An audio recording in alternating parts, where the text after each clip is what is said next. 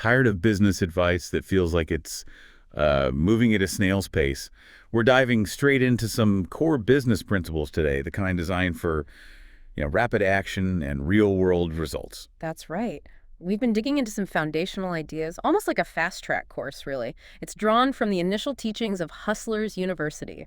And our source material. It's mainly audio excerpts where the speaker lays out these, well, sometimes surprising approaches to business, early stuff. Right. So forget the usual business school jargon then. This sounds more like getting down to brass tacks. Exactly. Making things happen and ideally making money quickly. The speaker definitely has strong opinions on why traditional education sometimes misses the mark. Focusing instead on knowledge that directly leads to income. Precisely. So our mission for this deep dive is really to pull out those immediately useful, maybe even thought-provoking insights from these first lessons. Okay, sounds good. So where do we even begin to unpack this? Seems like a lot. Well, the speaker kicks things off with a really fundamental principle. It basically underpins everything else they talk about. Speed. Speed. Okay, sounds simple enough, but they argue it's more than just being quick. Like, it's the most important thing. Yeah, that's the claim. What's compelling is this analogy they use about an airplane. Oh, yeah. Even if the engine's cut out, right, the plane keeps flying for a bit just because of its forward momentum. They see business the same way. Constant forward movement, taking rapid action. It keeps you airborne, so to speak. That's the idea. It's essential for staying afloat and for growth. Now, obviously, a business needs direction, unlike maybe a gliding plane. Speed without focus isn't great. Sure. But these early lessons really hammer home speed and execution once you've sort of picked a path. And they tackle that common idea that being fast means, low quality. Right. They push back on that. It's like a professional fighter training to punch faster, the skill, the technique. It's still there. The delivery is just quicker. And they seem genuinely frustrated with slow timelines we just accept.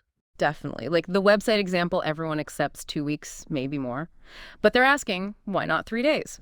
Their argument is we've just gotten used to these slow processes and that sluggishness it can kill a business. Okay, so why? Why is this relentless focus on speed so absolutely crucial from their perspective? Looking at the big picture, there are really 2 main reasons they give. First, pretty obvious maybe, the quicker you launch, the sooner you can actually start bringing in revenue. Right. Every week of delay is potential income just gone. You don't get that back. Exactly. Time really is money in that context. And second, there's this compounding effect. Compounding, how so? A business that starts today just has more time to grow, adapt, pivot, whatever, than one that waits till next month. That little head start, it adds up over time, significantly. They shared a story, didn't they? From selling TV ads. Yeah, at TriStar Television, apparently broke the company's sales record in the first month. Just sheer volume and speed, cold calling like crazy, going after everyone, even the big fish that seemed out of reach. Pure speed and persistence. Wow. And then there's the T2 television example. It's pretty insightful to That was the one that wasn't actually profitable. Right. It survived for like a year and a half purely by maintaining this high tempo of activity, always closing new deals to pay off the last ones. Kind of like juggling? Sort of, yeah. They called it robbing Peter to pay Paul. Yeah. The point isn't that you should aim for that, obviously, but it shows the power of just constant forward momentum, always having some money coming in. Okay, so lesson 1. Stop overthinking, move fast. Speed is king. Got it. What's the next pillar then? The second critical lesson is very direct. Their definition of a business, at least initially, is simply money in. Money in. That's it. In the early phases, yeah. They argue nothing else matters quite as much. So all the stuff people normally focus on, first logos, trademarks, setting up complex accounting, that's secondary. That's precisely the point. The absolute essence of a business, especially when you're just starting, is cash flowing into your pocket. Yeah. They even make a pretty blunt statement suggesting someone making money, maybe even unconventionally, is more of a business person than someone tied up in legal knots with 0 sales. The priority has got to be income. Okay, I think they used an example, right? A makeup company. Yeah, a really relatable one, most folks would think. Product sourcing, branding, maybe warehousing, all big upfront costs. But their alternative approaches, well, it's different. Set up a basic website, maybe just pictures and prices. Start marketing before you even have the product. Wait, sell it first, then figure out how to get it. Kind of, yeah. The goal is to see if anyone actually wants to buy it, validate the demand, and get some initial money flowing before you spend big. That definitely goes against the grain. Most advice is get your ducks in a row first. It does challenge that for sure, but the logic is avoid sinking cash into inventory nobody wants. If people do buy, great. Now you have capital to get the products. Maybe there's a slight delay, you manage expectations, but you know it's viable. So the first question for any business plan is just, where's the money? How are people actually going to pay you? That's the fundamental question they push. Get the payment mechanism working first. Legal, admin. That comes later, once there's actual revenue to manage. It really flips the script. Okay. Speed. The money in defines the business. What's lesson 3? Lesson 3 builds right on that. It's basically start ideas for free or, with the absolute bare minimum cash. Right. This really pushes back against needing a huge pile of venture capital just to test something out. Totally. They contrast that typical model like spending, say, $200,000 on that makeup company idea, office space, inventory, the works, Yeah. with their lean version. Maybe just a $5,000 website, maybe less, just to see if people click buy. The difference in risk is just huge. Exactly. And starting cheap like that has real advantages. 1, you test viability with almost no downside. If it flops, you haven't lost your shirt. Makes sense. 2, it means you can maybe try multiple ideas with the same small pot of money. Your odds of hitting something that works go way up. They mentioned T2 television again here, didn't they? Starting super lean. Yeah, apparently landed the first deal with just a BlackBerry and some business cards. Then used that initial revenue to fund the next step and the next. No big upfront investment. Yeah. And they even riffed on a record label example, just off the cuff. How would that work, starting free? Well, think about it. Commission-only deals with artists, use free distribution platforms online, focus on getting content out fast speed again. Theoretically, you could launch with almost zero cash outlay, minimal risk. They seem to suggest using tools that are already out there, right? Free website builders, social media. Absolutely. Be resourceful. Use the low-cost or free options readily available to just test the waters without betting the farm. Okay, so the theme continues. Speed, focus on cash coming in, start super lean. What's the next piece of maybe unconventional advice? Lesson 4 is definitely one that raises eyebrows. It goes against a lot of standard advice. Leverage family and friends as your first team members. Whoa, okay, so the old never mix business and pleasure rule, just ignore it, at least at the start. That's the argument for the very early stages, yeah. The speaker suggests you probably have untapped potential right there in your immediate circle. Like, oh, They specifically mention younger people. Often they have lower salary expectations, maybe more free time, and frequently they're just more tech savvy, right? Think of that 15-year-old cousin who builds websites for fun. the website company example. Find a young, affordable tech person in your network. You focus on sales. Exactly. Identify those skills lying dormant within your trusted circle. And there's that anecdote about friends in the UK, Pakistani friends. Yeah, what's interesting there is it wasn't just about cheap labor, it was about the power of pooling resources, sharing assets within a trusted group, lowering costs for everyone, making the group stronger. Right, they said that influenced how they and their brother handled money and business. Apparently so. Oh. Even down to sharing a supercar to cut down on expenses. It sounds extreme, but it illustrates the principle. Maximize what you have within that trusted network. Yeah. And then there's the story of their cousin Luke, who came in early and became a long-term key part of the team. So it can work long-term. It seems so, but the emphasis is really on deep trust and shared values. It's not just about getting cheap help. It's about finding people you inherently trust. Okay, so family and friends can be a resource if handled right. Yeah. Now, lesson 5 sounds a bit different. Command respect. What's that about? This one's interesting. It delves into the speaker's belief that, well, your physical presence actually matters in business. It stems partly from their background as a professional fighter. Okay, how so? They contrasted their own experience with Dan from T2 television. They suggested Dan's maybe less imposing physical stature affected how people treated him in deals. Really? The thinking behind it is that being physically fit often suggests discipline, hard work. Subconsciously, maybe people give your words, your promises a bit more weight. Like the TV ad sales example. A strong presence helps sell. That was the belief, yeah. Yep. That it added credibility to the pitch. But beyond just physical presence, commanding respect also comes from, clear communication, real confidence in what you know, and actually doing what you say you'll do. That builds authority too. Sure, those things matter regardless. Yeah. But they even linked it to their webcam business. Yeah, implying their own image perhaps made the models more willing to work with them initially. It's a viewpoint that sort of acknowledges, hey, successful people come in all shapes and sizes. But they still argue that having a strong physical presence is generally an advantage. It doesn't hurt, let's put it that way. And they posed that provocative question at the end, right? Mm-hmm. Would you have bought their course from someone significantly overweight? It's deliberately extreme, but it forces you to think about how physical presentation might subtly influence trust. Definitely a less comfortable topic. Mm-hmm. Okay, moving to something maybe more straightforward. Lesson 6, resell to existing customers. Yes, this is more conventional wisdom, perhaps, but often overlooked. The speaker really hammers home that the easiest sale you'll ever make is to someone who already bought from you. Assuming they were happy the first time. Ideally, yes, or at least not unhappy. They use the T2 television example again, offering bonus airtime after the main ad was done. The upsell.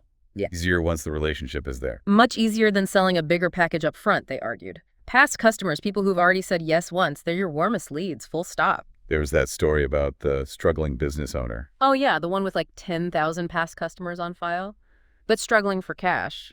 And the point was, they could have probably generated decent income just by reaching out to that existing list with a good offer, a huge missed opportunity. So maybe we shouldn't always be chasing new customers. Focusing on repeat business can be way more efficient, especially if you just need to boost cash flow quickly.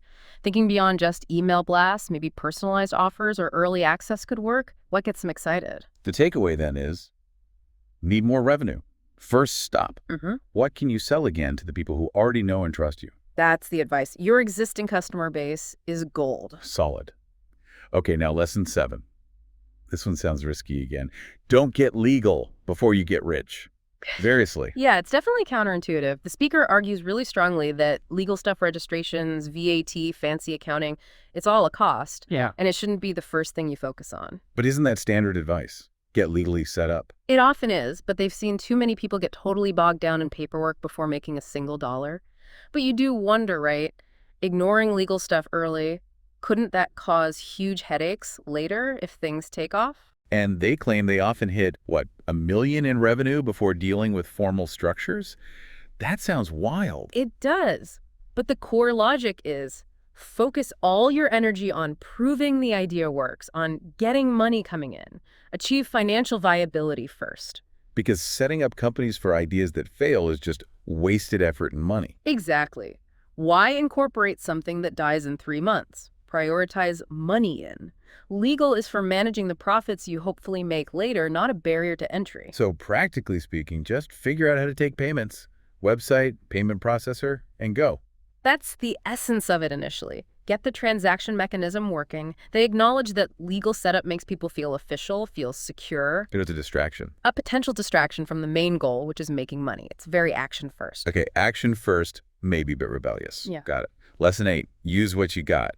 Sounds like it ties back to starting lean. It absolutely does. It's all about leveraging whatever you already have access to, resources, skills, people you know, to spark business ideas and launch them cheaply. Like the 15-year-old cousin with web skills we mentioned. Exactly. That's an existing asset in your network. Or maybe someone has a lawnmower. And the webcam business example really broke this down, didn't it?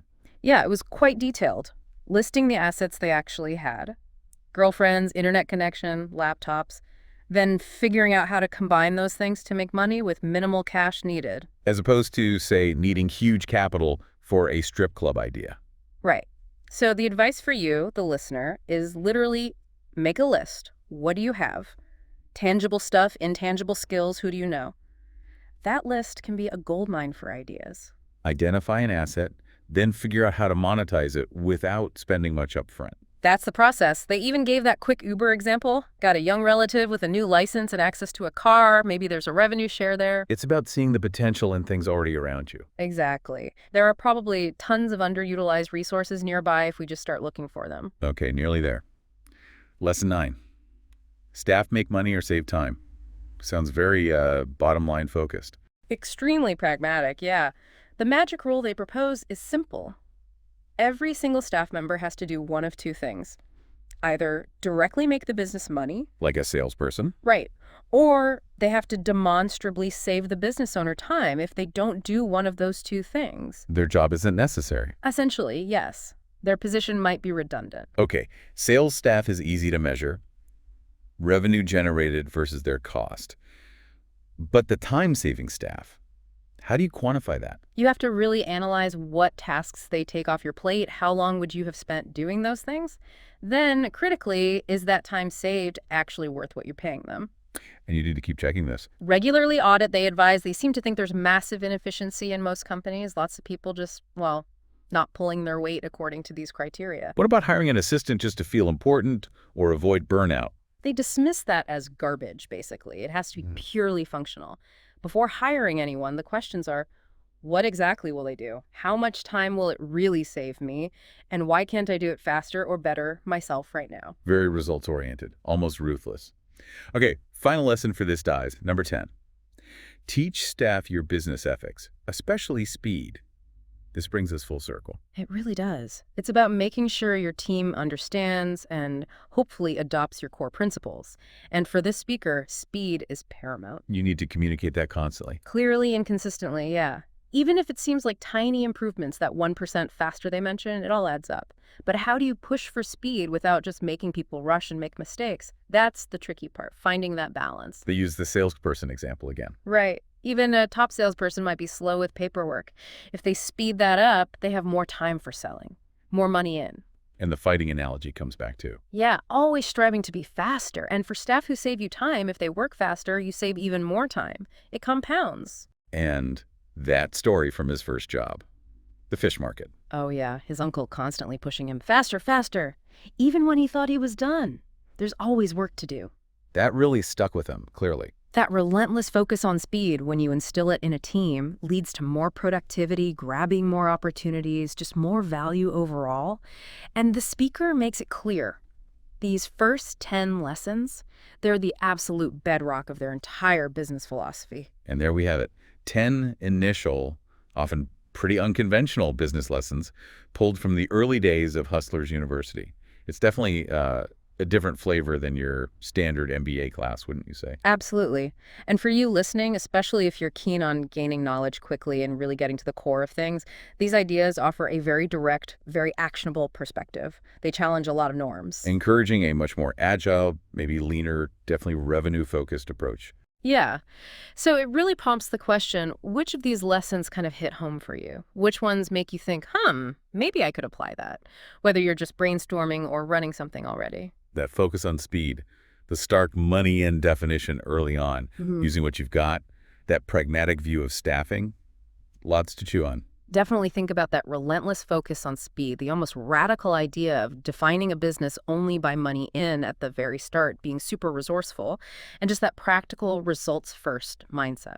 So maybe as you go about your day, just mull this over. Have you been maybe prioritizing the wrong things? Could that laser focus on just getting money in early on actually accelerate your growth and cut down on unnecessary risk? It's certainly a provocative thought, maybe worth exploring that money in idea a bit deeper for those very first steps.